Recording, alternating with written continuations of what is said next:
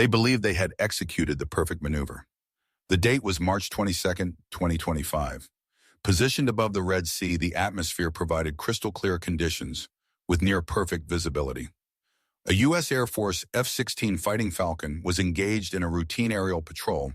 Its altitude was standard, and nothing seemed amiss. Then suddenly a ping pierced the calm. A warning indicator on the heads-up display lit up, flashing a stark red. Radar lock. Another signal. Then the unmistakable sign of missile launch. Brake! Brake! Brake! The pilot reacted instantly, slamming the control stick. Instinct took over. The F-16 executed a hard right roll, deploying flares in rapid succession. Countermeasures engaged. A heat signature streaked through the air, revealing an infrared-guided SIAD missile launched from Houthi-controlled territory within Yemen. It was swift, silent, and designed for destruction. The jet plunged downward, its engines screaming. Below, the radar-jamming Growler team intensified its activity, filling the airwaves with electronic interference. Above, an E-2D Hawkeye stationed on the deck of the USS Eisenhower began its overwatch patrol. Operators monitored the unfolding situation in real time. The missile adjusted its trajectory mid-flight, homing in on the engine's heat plume. 30 seconds to impact. The pilot initiated a tight 9G turn, pushing the aircraft to its limits. Every component of the jet groaned under the immense strain. "Fox 3 defensive," he shouted over the comms. A final flare erupted from behind the jet, creating a brilliant, intense, and confusing decoy for the missile seeker. Boom! The missile detonated prematurely, too far away to inflict any damage. The jet survived. However, the immediate concern wasn't just how the Houthis acquired a missile capable of reaching such proximity. The critical question was what the consequences would be for firing and missing. This wasn't a mere dogfight. It was a carefully orchestrated trap. The missile didn't materialize from nowhere.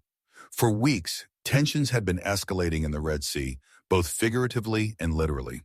Commercial tankers had been rerouted. U.S. destroyers were actively patrolling the waters, and Houthi forces were becoming increasingly audacious, pushing the boundaries of acceptable behavior. This wasn't their first attempt at such provocations. Just days prior, a U.S. MQ-9 Reaper drone had been shot down off the coast of Yemen. The drone hadn't even had a chance to react. The Houthis were quick to claim responsibility, posting shaky footage of the burning wreckage falling into the sea like a macabre trophy on Telegram within minutes. That action had been met with a response, but it seemed to have only emboldened them further. And that's when they committed their next error. Mistaking a drone for a fighter jet, assuming they were equally vulnerable. The U.S. had already issued multiple warnings. Carrier strike groups had adjusted their formations. Aegis destroyers had been strategically repositioned. However, the Houthis, with backing from Iranian technology and training, believed they could continue escalating their actions without facing significant repercussions. So, when an American F-16 entered their radar range, they fired. Only this time, the jet was prepared to retaliate. The F-16 wasn't simply on a random patrol. It was part of a larger ISR network, intelligence, surveillance, reconnaissance, designed to detect missile activity along the Yemen coast. The pilot, at that moment, was unaware that he was the final piece in a complex and dangerous game of bait and trap. In recent weeks, the Pentagon had authorized a change in protocol. No more waiting. If a radar system targeted the wrong aircraft, it would now be considered a hostile act. If a launch occurred, retaliation would be automatic. The rules of engagement had been quietly and formally revised. In this particular instance, the Houthi launcher had made a fatal mistake. It activated its radar long enough to be detected, fired a missile, and remained in place for just a few minutes too long. That proved to be its last error. Aboard the USS Eisenhower, the pilot's call was not only received, but also recorded, analyzed, and converted into precise targeting data. Live feed, thermal signature, missile trajectory, GPS lock. The countdown to retaliation had already commenced. At 28,000 feet, the F-16 continued its westward course, hugging the edge of Yemeni airspace. The pilot had barely recovered from the evasive maneuvers when his radar warning receiver illuminated again. New contact, different angle. The first missile had missed, but there was more to come. This time, it wasn't just a single signal, but a rapid burst, indicating multiple radar locks, staggered and fast. The pilot's ALR-56M system screamed in his headset, "Threat! SA-6 lock!" An SA-6, a classic Cold War-era Soviet surface-to-air missile system. While the Houthis had been observed using Iranian copies of the same technology, Syad-class systems were upgraded with enhanced seekers and mobile launchers. They were slow to deploy and even slower to conceal, but when active, they were deadly, and they had locked on. The pilot's left hand gripped the throttle, engaging the afterburners. His right hand toggled the countermeasure system, preparing for another flare release. Behind him, the exhaust glowed intensely against the cool desert night, presenting a perfect infrared target for any heat-seeking warhead. Viper 3 defensive. Multiple locks. Repeat. Multiple launch points. Request support. Overhead, a growler from VAQ-140, the Patriots, was already engaged in jamming. Bursts of electromagnetic disruption filled the air like invisible smoke, scrambling Houthi radar systems. This provided the F-16 with a brief window of opportunity. He lowered the nose and initiated a hard dive, the G-forces pinning him against his seat. Blood drained, vision tunneled, but he maintained his vector. High-speed, low-drag evasive maneuvers. Flares burst in waves like fireworks behind a phantom. The pilot banked again, then yanked the jet into a barrel roll at 700 knots, just in time. One of the incoming Syad missiles missed by approximately 200 feet, close enough to rattle the canopy. But that was it. That was their chance. Unbeknownst to the Houthis, they were under constant observation from an altitude of nearly 60,000 feet. A Navy MQ-4C Triton drone had been circling in wide ISR loops. It wasn't armed, but it didn't need to be. Its role was to provide eyes, and its eyes saw everything. Thermal spikes on the ground, electronic pulses, precise coordinates, all streamed back in real time to SANCOM and, more importantly, to the Combat Information Center aboard the USS Dwight D. Eisenhower. The engagement had lasted less than 2 minutes, but the repercussions would require hours to resolve. When the pilot returned to a holding pattern above the Red Sea, 2 more aircraft joined the airspace. First, a second F-16 from the 421st Fighter Squadron pulled up on its wing, scanning for any new threats. Then came the call from command. Engagement confirmed, target data locked, hold position, birds en route. Translation: a strike package was inbound. Even before the jets launched, the Navy was already taking action.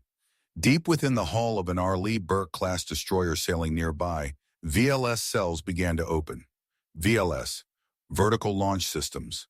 Inside were Tomahawk cruise missiles, precision-guided, long-range, and ready for immediate launch. The launch order arrived less than 5 minutes after the missile threat had ended. Target Alpha, Fire 1. Confirmed trajectory. 1 missile, then 2, then 4, each one accelerating into the night sky. Silent afterburners curved east toward the Yemen coast. And this was just the beginning. On the deck of the USS Truman, preparations were already underway for a second phase. Air power. Pilots were being briefed, weapons loaded, jets fueled. This wasn't improvisation. It was standard operating procedure. The moment that missile launched, the response was already in motion. The missile might have failed, but the data it provided was invaluable. It gave the U.S. Navy a window of opportunity, a confirmed location, a launch site, and a tactical footprint. And in modern warfare, that's often all that's required. Retaliation wasn't just coming. It was coordinated, layered, and lethal. While the Tomahawks flew low over the waves, the aircraft launched in sequence. First out was an E-2D Hawkeye for electronic overwatch. Next, a pair of EA-18G Growlers, electronic warfare platforms armed to blind radar and disrupt communications. And then came the hammers. 4 FA-18 Super Hornets loaded with GBU-38 JDAMs and AGM-88 HARM missiles. The target package was simple. Missile launcher site primary, suspected command post secondary, mobile radar truck spotted via drone thermal tertiary. One by one, the Hornets catapulted into the sky, wings loaded, flaps down, engines howling as the strike group converged. The Growlers began their run, broadcasting wideband jamming, flooding the spectrum. The Houthis likely had no idea they were even being targeted until the first explosion illuminated the coast. The Tomahawk struck first. The radar trailer was gone. The launcher was fragmented and engulfed in flames. Then came the Hornets. From 25,000 feet, JDAMs fell silently and accurately. Impact after impact. Secondary explosions confirmed. Ammunition, fuel, possibly more missiles hidden nearby. The final strike, a HARM missile locked onto a last-ditch radar pulse from a mountaintop station. By the time it hit, the air was thick with smoke. Back in the cockpit of the original F-16, the pilot listened to the comms with quiet intensity. No celebration, just confirmation. Target neutralized. Strike successful. RTB, return to base. The sky over the Red Sea was calm once more, but this time the silence was hard-earned, and the message was clear. If you launch at a U.S. jet, you better hope it hits, because if it doesn't, the next thing coming isn't another missile. It's everything. They say modern war is fast, but this was surgical. The moment the F-16's data feed locked onto that missile trail, even before it evaded the blast, the U.S. Navy already had what it needed. Timestamps, telemetry, launch vector, GPS coordinates, and thermal spike signatures. The strike group didn't just witness the event, they pinpointed exactly where it happened, and that changed everything.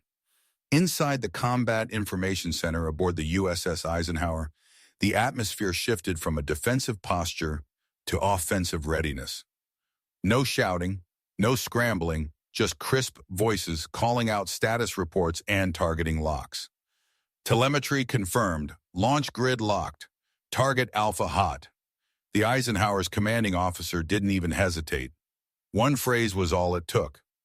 Package Bravo, execute. And with that, the retaliation protocol was initiated. What is Package Bravo? In Navy terminology, Package Bravo isn't a mere slap on the wrist. It's a hammer to the head.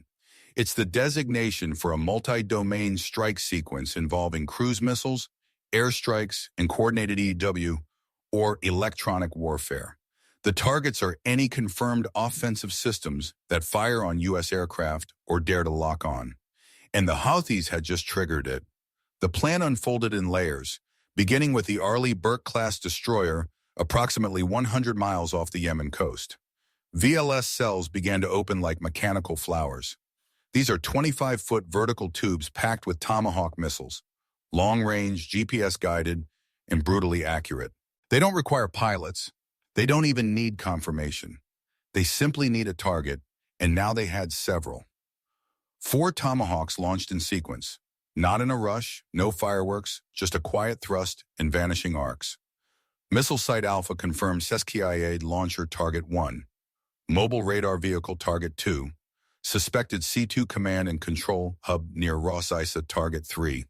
Ammunition Storage Depot picked up via MQ-4C Thermal Scan Target 4. Each one plotted, programmed, and en route within 5 minutes. Meanwhile, 70 miles away aboard the USS Truman, the flight deck was coming alive. Steam hissed across the catapults, red shirts locked in munitions, GBU-38 JDAMs and AGM-88 HARMs, while green shirts refueled jets with machine-like precision. Yellow shirts waved FA-18 Super Hornets into position. The smell of jet fuel and salt air hit like adrenaline. Above it all, an E-2D Hawkeye had already launched, spinning its radar dish, painting a real-time map of everything in the air and on the ground. Moments later, 2 EA-18G Growlers roared into the sky. These aren't your average attack aircraft. They're flying blackout machines. Armed with ALQ-118 receivers and jamming pods, the Growler's job is to turn Houthi radar into static. No lock-ons, no guidance, just confusion and chaos. Following the Growlers came the payload. 4 FA-18 Super Hornets, each fully loaded, hardpoints packed with joint direct attack munitions and high-speed anti-radiation missiles, smart bombs and radar seekers designed to follow signals and blow them to hell. High above all this, a Navy MQ-4C Triton drone was still circling. No sound, just cold optics and warm targets. It monitored everything: post-strike heat plumes, vehicle movements, potential evacuations. The second any Houthi unit tried to hide, it was flagged. Data flowed in from the Triton to a relay satellite, then straight to the Eisenhower's fire control team, and they were ready to redirect strike assets in real time if needed. This wasn't revenge, it was architecture. At exactly 2:12 local time, the first Tomahawk hit. Missile site Alpha obliterated. Surveillance drones confirmed secondary explosions, indicating a stockpile of ordnance. The heat signature remained hot for over 20 minutes. 2 minutes later, Target 2, the radar truck, lit up the coast in a bloom of orange. Its emissions had pinged one last time, enough for a HARM missile to home in like a bloodhound. Then came Target 3. The suspected command post had been buried into a hillside covered with camo netting. It didn't matter. One JDM from 20,000 feet blew the door off the bunker. A second collapsed it in on itself. Target 4, the ammunition depot, was a fireworks show. The FA-18s had dropped in low, fast, and clean. Their bomb racks now empty, they climbed back into the clouds. No losses, no alarms, just silence and smoldering debris on the ground. While the physical strikes occurred, the Growlers ran interference. They jammed every known Houthi frequency, scrambled early warning radars, and spoofed their detection systems into seeing ghost fleets. In other words, while the Houthis tried to figure out what hit them, they couldn't even communicate about it. No comms, no signals, just fear, smoke, and blank screens. And that was that. They fired at a fighter jet. They got a war machine in return. The Houthis, and by extension their Iranian sponsors, learned a brutal lesson. You might hit a slow drone with a lucky shot, but when you try the same move on a fully loaded F-16 or FA-18, the response won't be another drone. It will be a synchronized, multi-layered counterstrike that leaves nothing standing. And that matters because warfare isn't just about weapons, it's about perception. The Houthis lost equipment, but more importantly, they lost face. They showed their hand, and the U.S. didn't just slap it away, it crushed it with precision and steel and electromagnetic fury. Now, every Houthi radar operator will think twice before flipping the switch because they'll have to ask, is this the one that gets me vaporized? Even though the U.S. didn't issue a single press release, the world got the message.